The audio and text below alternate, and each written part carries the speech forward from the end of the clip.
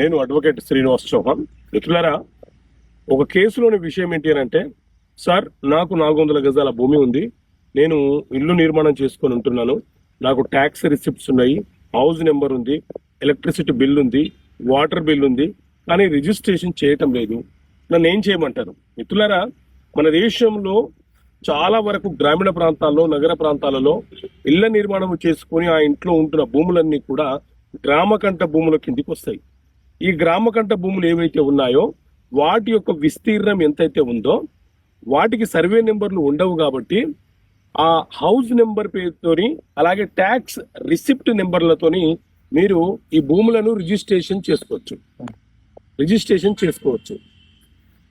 Jio number 361 ప్రకారంగా గ్రామకంఠ భూములను registration చేసుకుంటే అన్ని భూములలాగే ఈ భూములకు కూడా విలువ ఉంటుంది.